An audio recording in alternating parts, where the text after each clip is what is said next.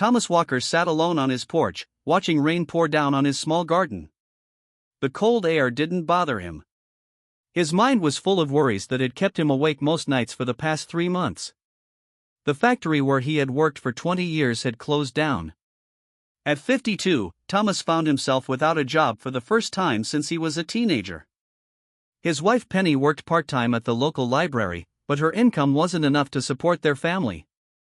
They had 2 children in university and still owed money on their house. "Dad? You're going to catch cold out here," said Emma, his daughter, stepping onto the porch with a steaming mug of tea. Thomas accepted the mug with a small smile. "Just thinking, love." "About the job interviews?" Emma asked, sitting beside him on the bench. He sighed and looked down at his worn hands. 6 rejections in 3 weeks. They all say the same thing: too experienced, too expensive, too old. Emma put her hand on his. "You'll find something. You always figure things out." Thomas wished he shared her confidence. The truth was, he was scared. The factory closing had hit their small coastal town of Millbrook hard. Many families had already packed up and left, looking for work in bigger cities. But Millbrook was the only home Thomas had ever known. His parents had lived here, and he wanted his children to always have a place to come back to.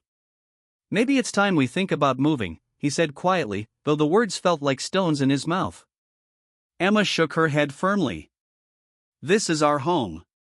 "Something will turn up, Dad." As the rain softened, Thomas watched 2 of his neighbors walking past. They nodded politely but didn't stop to chat like they used to. Everyone in town was struggling with their own problems these days. The main street that had once been busy with shoppers was now dotted with empty storefronts.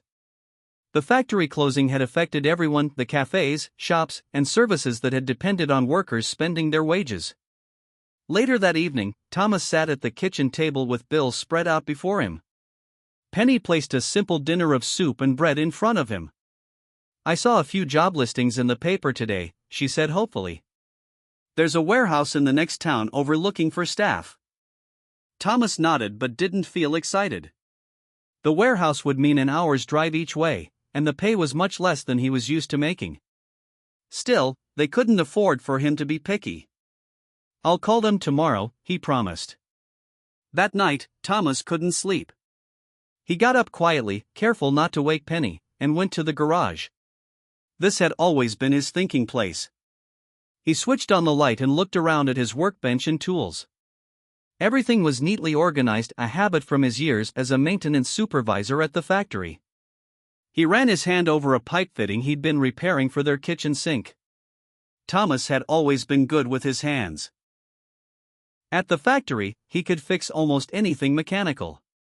Workers would often bring in broken appliances from home, and he'd repair them during lunch breaks. An idea began to form in his mind. It wasn't much, but it was something.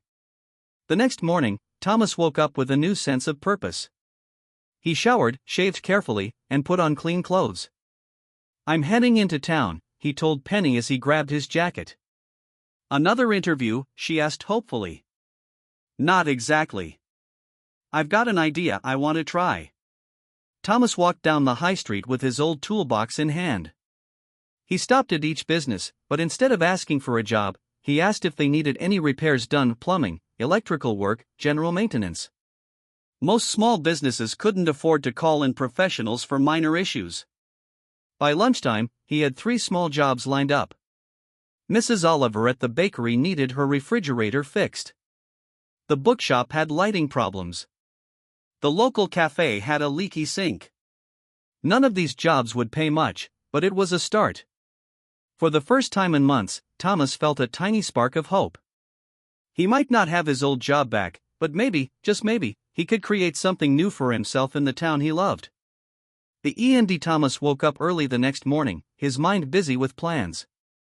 After a quick breakfast, he organized his toolbox, making sure he had everything he needed for the day's jobs. Penny watched him with curious eyes. "You seem different today," she said, pouring him a second cup of tea. "Feel different too," Thomas replied. "Not sure if this handyman idea will work, but it's worth trying." His first stop was the bakery. Mrs. Oliver's refrigerator was making a terrible noise and not cooling properly. Thomas took it apart carefully, found a loose fan belt and fixed it in under an hour. The joy on Mrs. Oliver's face when the machine hummed quietly again made Thomas stand a little taller. "What do I owe you?" she asked, reaching for her purse. Thomas hesitated. He hadn't really thought about what to charge. £20 for parts and labor? That's all? The repair company wanted 80 just to come look at it. She insisted on giving him £30 and a bag of fresh pastries. By lunchtime, Thomas had fixed the bookshop's lighting. The owner was so pleased he asked if Thomas could look at his home heating system later that week. Word was starting to spread. Thomas sat on a bench in the town square to eat one of Mrs. Oliver's pastries when he noticed Margaret Davis walking by. She ran the community center and had always been kind to him at town events. "Thomas, I heard you've been fixing things around town," she called, coming over to sit beside him. "Just trying to keep busy," he answered with a small shrug. Margaret looked at him thoughtfully. "Our boiler at the center broke down yesterday. The repair companies are all booked up, and we have seniors coming for activities tomorrow. Any chance you could take a look?" The community center's boiler was old and complicated, but Thomas had worked with similar systems at the factory. After 2 hours of careful work, he had it running again. Margaret was amazed. "You've saved us hundreds of pounds," she said gratefully. "And more importantly, our seniors won't be sitting in a cold building tomorrow." As Thomas packed up his tools, people began arriving for an evening meeting. Several stopped to chat with him, asking if he could look at their own home problems. By the time he left, Thomas had 5 more jobs lined up. He walked home with a spring in his step that hadn't been there for months. When he reached his house, he found Robert, his son, home from university for a surprise visit. "Dad, Mom told me about your new handyman business." "That's brilliant," Robert said, giving him a hug. Over dinner, Thomas shared stories about his day. For the first time in months, he was the one doing most of the talking, his hands moving excitedly as he described the problems he'd solved. "I was thinking," Robert said, "you should make some business cards. I could design them for you.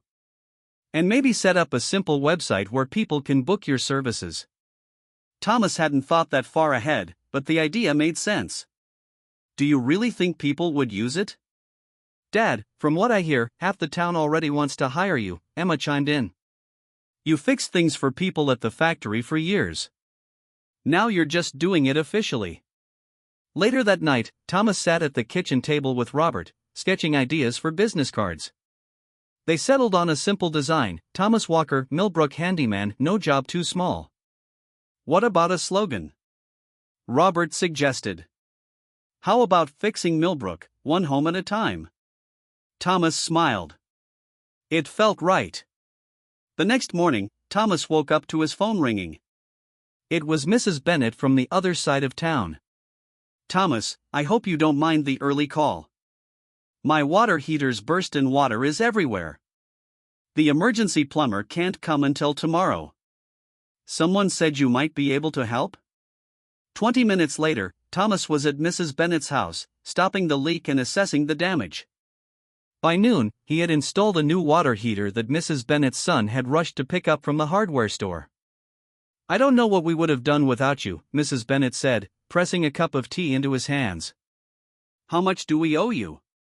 Again, Thomas wasn't sure what to charge. He named a fair price for his time, much less than a professional plumber would have asked.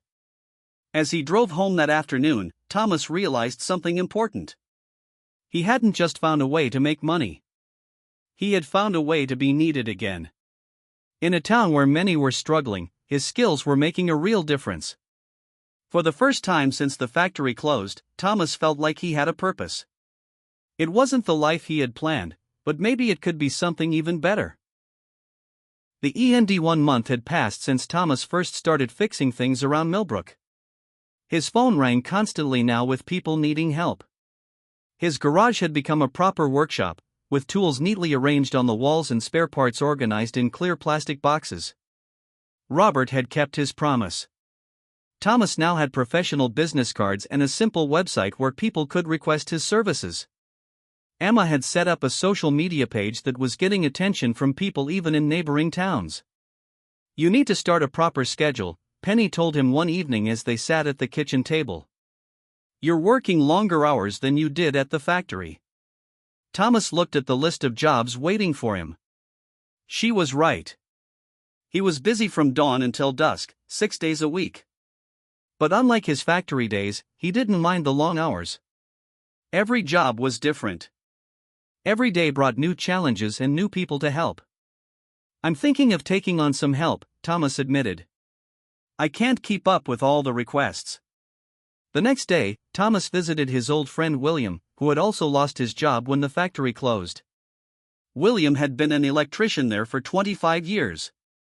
"I'm not looking for charity, Tom," William said gruffly when Thomas suggested they work together. "It's not charity I'm offering," Thomas replied. "It's a job. I've got more electrical work than I can handle. People trust you. We could help more people working as a team."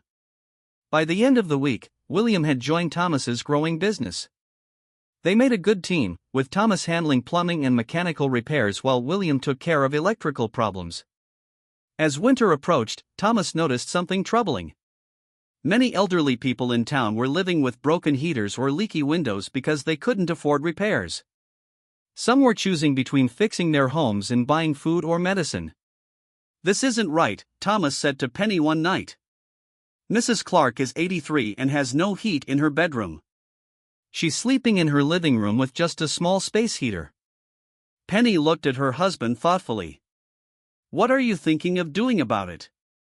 Thomas didn't sleep much that night. By morning, he had a plan. He called Margaret at the community center and arranged to use their meeting room that evening. Word spread quickly through town.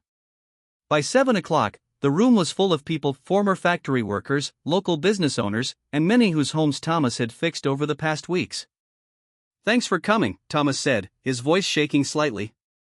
He wasn't used to speaking to crowds. "I've called this meeting because I've seen a problem in our town, and I think together we might find a solution." Thomas explained about the elderly and struggling families living in homes that needed urgent repairs. He talked about people choosing between warmth and food. "I'd been charging fair prices, less than big companies would charge. But for some people in Millbrook, even that is too much," he said. "I'm proposing we start a community repair fund. Those who can afford to pay a bit extra would help cover costs for those who can't." The room was quiet for a moment. Then Oliver, who owned the hardware store, stood up. "I can donate some materials each month," he offered. "And give you trade prices on everything else." Lucy, a local accountant, raised her hand. "I could help set up the fund properly, make sure everything is legal and transparent." One by one, people offered what they could. Some had skills to share. Others offered money or materials. By the end of the meeting, Millbrook Fixers was born, a community group led by Thomas and William but supported by dozens of local people. 2 weeks later, Thomas and a small team of volunteers were at Mrs. Clark's house. They fixed her heating system, repaired drafty windows, and even fixed her leaking roof. Mrs. Clark tried to pay them, but Thomas explained about the community fund. "Others paid a bit extra so we could help you," he said gently. "Maybe someday you can help someone else in a different way." Mrs. Clark's eyes filled with tears. "I was thinking of moving in with my daughter in the city. I didn't want to leave my home, but I couldn't manage the repairs." She took Thomas's hand. "You've given me more than warm rooms. You've given me the chance to stay where I belong." That night, Thomas lay in bed next to Penny, thinking about how much had changed in just a few months. He had lost his job, his security, and his sense of purpose. But somehow, in trying to rebuild his own life, he had started to help rebuild his community too. "I never thought losing that job would lead me here," he whispered to Penny in the darkness. She squeezed his hand.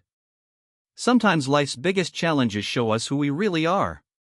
The Millbrook Fixers had been running for 3 months now, and the change in the town was visible. Homes that had fallen into disrepair were looking cared for again. The community center bustled with activity as people dropped by to request help or offer their skills. Thomas kept a large map of Millbrook on the wall with colored pins marking completed jobs and those still waiting. Green pins showed standard jobs where people paid the full price. Blue pins marked discounted jobs for those who could pay something. Red pins showed free emergency repairs for those who couldn't pay at all. "We've helped 43 households this month alone," William told Thomas one Friday afternoon as they finished updating the map. "And we've got 15 more waiting," Thomas replied, running a hand through his hair. "We need more help." As if on cue, the door opened and a young man walked in. He looked about 20, with work boots and rough hands that suggested he was no stranger to physical labor. "Are you Thomas Walker?" he asked. "I'm Jack Davis, Margaret's nephew. She said you might be looking for extra hands." Thomas studied the young man. "What kind of experience do you have?" "I was apprenticing as a carpenter before my boss moved his business to London," Jack explained. "Been doing odd jobs since then, but nothing steady." They talked for an hour. Jack was eager to learn and had solid basic skills. More importantly, he understood what the Millbrook fixers were trying to do. "It's not just about fixing houses," Thomas explained. "It's about fixing the town. Bringing people together again." By the end of the day, Jack had joined the team. With his carpentry skills, they could now take on more complex projects like rebuilding porches and repairing structural damage. The following week, the local newspaper ran a story about Millbrook fixers. "From factory worker to community hero," the headline read. Thomas felt embarrassed seeing his photo on the front page, but the article brought attention to their work. The town council called Thomas in for a meeting. He feared they might create problems about permits or regulations. Instead, they offered support. "What you're doing is remarkable," said Councillor Edwards. "The town has limited funds, but we want to help. We can offer a small grant to cover materials for urgent repairs for elderly residents." As Thomas left the town hall, he ran into his old factory manager, Mr. Phillips. "Walker. Just the man I wanted to see," Mr. Phillips said, shaking his hand firmly. "I've been following what you've been doing. Very impressive." Thomas nodded politely but felt uncomfortable. Mr. Phillips had been the one to announce the factory closure with little warning or support for the workers. "I'm involved with several businesses in the area," Mr. Phillips continued. "They all struggle to find reliable maintenance services. I'm wondering if you'd be interested in expanding? I could help with funding, connections." The offer was tempting. Expansion could mean more jobs for people in Millbrook, more security for his own family. But something didn't feel right. "What exactly are you proposing?" Thomas asked cautiously. Mr. Phillips outlined his vision, a professional repair company serving the whole county, with Thomas as the manager.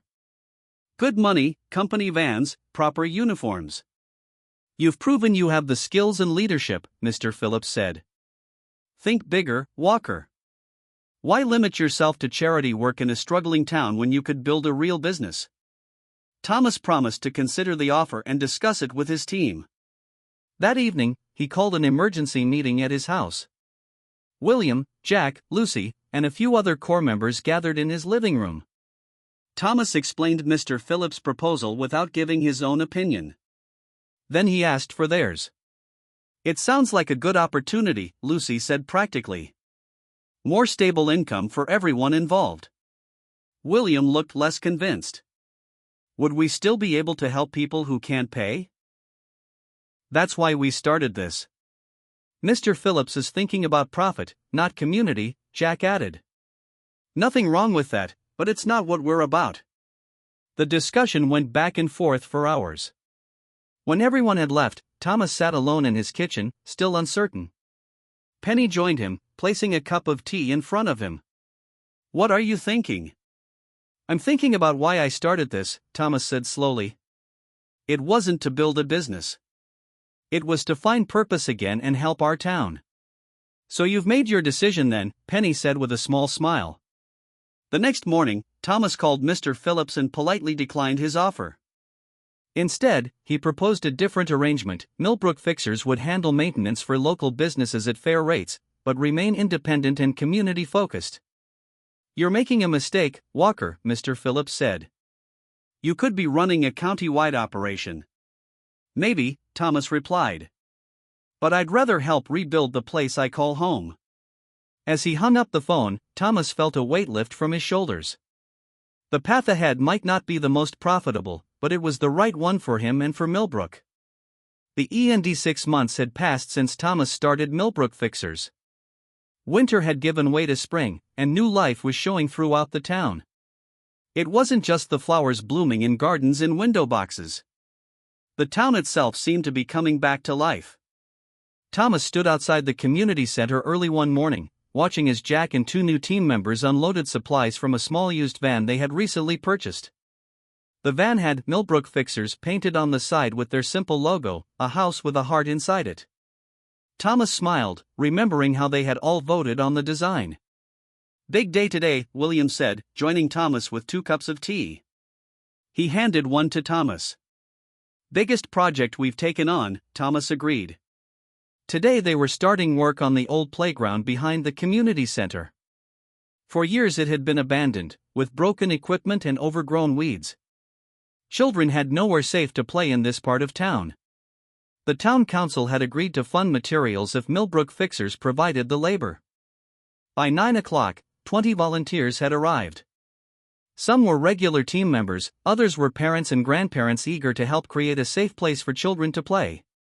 Thomas had carefully planned the work, assigning tasks based on each person's skills. As the day progressed, the transformation was amazing. Old, dangerous equipment was removed. New swings were installed. Jack led a team building a wooden climbing frame. A group of mothers planted flowers and shrubs around the edges. During lunch break, Thomas sat on a bench watching everyone work together. Margaret brought him a sandwich and sat beside him. "When you first came to fix our boiler, I never imagined it would lead to all this," she said, gesturing at the busy volunteers. Thomas nodded. "Me neither. I was just trying to find a way to pay my bills." "You found much more than that," Margaret replied. "You found a way to bring the town together again." After lunch, a surprise visitor arrived. It was Mrs. Bennett, the elderly woman whose water heater Thomas had fixed on one of his first jobs. She was using a walking stick and carried a large container. "I can't help with the building," she announced, "but I've brought homemade lemonade for the workers."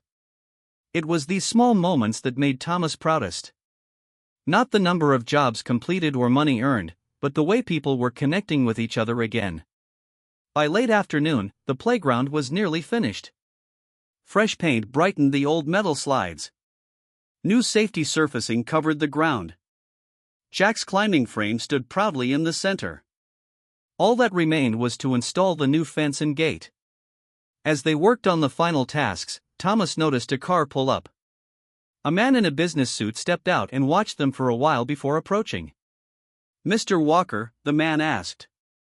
"I'm David Foster from the Regional Development Agency. Could I have a word?"